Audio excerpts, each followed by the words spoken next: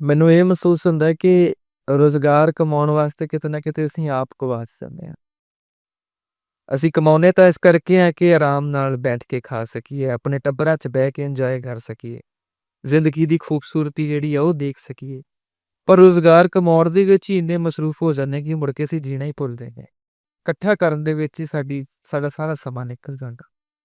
ਤਾਂ ਇੱਥੇ ਅਜੇ ਆਪਾਂ ਲਹਿੰਦੇ ਚੜ੍ਹਦੇ ਪੰਜਾਬ 'ਚ ਫਿਰ ਵੀ ਕਿਤੇ ਨਾ ਕਿਤੇ ਠੀਕ ਬੈਠੇ ਹਾਂ, ਪਰ ਜਦੋਂ ਵੈਸਟਰਨ ਕੰਟਰੀਜ਼ ਦੇ ਵਿੱਚ ਮੈਂ ਜਾ ਕੇ ਦੇਖਦਾ, ਘਰ ਦੀ ਕਿਸ਼ਤ ਕੱਢਣੀ, ਸਕੂਲ ਦੀ, ਕਾਲਜ ਦੀ ਫੀਸ ਕੱਢਣੀ, ਗੱਡੀ ਦੀ ਕਿਸ਼ਤ ਕੱਢਣੀ, ਹੈ ਨਾ? ਫਿਰ ਉਹ ਬਿੱਲ ਪੇ ਕਰਨੇ, ਘਰ ਦੇ ਖਰਚੇ ਪੂਰੇ ਕਰਨੇ, ਫਿਰ ਵਾਪਸ ਪਿੰਡ ਦੀ ਪੈਸੇ ਭੇਜਣੇ, ਉਹ ਚੀਜ਼ਾਂ ਦੇ ਵਿੱਚ ਵਲੇ ਹੋਏ ਬੱਚੇ ਜਿਹੜੇ ਨਾ ਉਹ ਆਪਣੀ ਜ਼ਿੰਦਗੀ ਦਾ ਬਹੁਤ ਜ਼ਿਆਦਾ ਨੁਕਸਾਨ ਕਰ ਰਹੇ ਨੇ।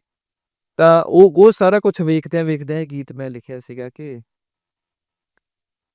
ਕੈਦ ਹੈ ਅਨੋਖੀ ਜਿੱਥੋਂ ਮਿਲਦੀ ਕੋਈ ਬੇਲ ਨਹੀਂ, ਭੱਜਦਾ ਕਮਾਉਣ ਲਈ ਤੇ ਖਾਣ ਜੋਗੀ ਵੇਲ ਨਹੀਂ, ਮਜਬੂਰੀਆਂ 'ਚ ਬੱਚੇ ਬਸ ਨੱਕ 'ਚ ਨਕੇਲ ਨਹੀਂ। ਕੈਦ ਹੈ ਅਨੋਖੀ ਜਿੱਥੋਂ ਮਿਲਦੀ ਕੋਈ ਬੇਲ ਨਹੀਂ, ਭੱਜਦਾ ਕਮਾਉਣ ਲਈ ਤੇ ਖਾਣ ਜੋਗੀ ਵੇਲ ਨਹੀਂ। ਉਹ ਗਿੱਝ ਗਏ ਆ ਕੱਲੇ ਕਾਰੇ ਰਹਿਣੇ ਇੱਥੇ ਮਾਂ, ਉਹ ਬੋਲਦੇ ਬਨੇਰਿਆਂ ਤੇ ਇੱਥੇ ਨਹੀਂ ਓਕਾ, ਉਹ ਰੀਝਾਂ ਦੀ ਕਰੂੰਬਲੀ ਤੇ ਫਰਜ਼ਾਂ ਦੀ ਛਾਂ, ਮਹਿਫੂਜ਼ ਤੇਰੀ ਗੋਦੀ ਜਿਹਾ ਹੋਰ ਨਹੀਂ ਕੋਈ ਥਾਂ, ਕਿਸੇ ਦੀ ਸੁਣਨ ਜੋਗਾ ਕਿਸੇ ਕੋਲੇ ਪਲ ਨਹੀਂ, ਦੇ ਜੋ ਦਿਲਾਂ ਨੂੰ ਸਕੂਨ ਦਾ ਕੋਈ ਹੱਲ ਨਹੀਂ, ਤੇ ਦੁੱਖ ਦੇ ਸਿਰਾਂ 'ਚ ਇੱਥੇ ਚੱਸਦਾ ਕੋਈ ਤੇਲ ਨਹੀਂ। ਕੈਦ ਹੈ ਅਨੋਖੀ ਜਿੱਥੋਂ ਮਿਲਦੀ ਕੋਈ ਬੇਲ ਨਹੀਂ, ਭੱਜਦਾ ਕਮਾਉਣ ਲਈ ਤੇ ਖਾਣ ਜੋਗੀ ਵੇਲ ਨਹੀਂ। ਗਾਵਾ ਮਾਈ ਟੁੱਕ ਮੈਨੂੰ ਮਿਲਦਾ ਮਸ਼ੀਨਾਂ ਦਾ ਰੱਜਾ, ਗੱਡੀ ਵਿੱਚ ਸੋਨਾ ਪੰਗੂੜਿਆਂ ਦਾ ਕਿੱਜਾ।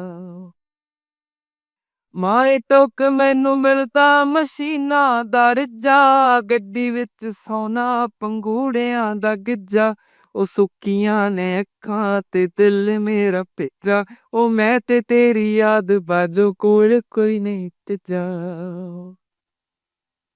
ਇੱਥੇ ਅਕਲਾਂ ਦੇ ਹੱਥੋਂ ਜਜ਼ਬਾਤ ਵਿਕ ਜਾਂਦੇ, ਪਾਪੀਆਂ ਦੇ ਵਣਜਾਂ 'ਚ ਪਾਕ ਵਿਕ ਜਾਂਦੇ, ਇਨ ਦੁਨੀਆ ਦੇ ਚਾਹਤਿਆਂ ਨਾ ਭੋਲਿਆਂ ਦਾ ਮੇਲ ਨਹੀਂ। ਕੈਦ ਹੈ ਅਨੋਖੀ ਜਿੱਥੋਂ ਮਿਲਦੀ ਕੋਈ ਬੇਲ ਨਹੀਂ, ਭੱਜਦਾ ਕਮਾਉਣ ਲਈ ਤੇ ਖਾਣ ਜੋਗੀ ਵੇਲ ਨਹੀਂ।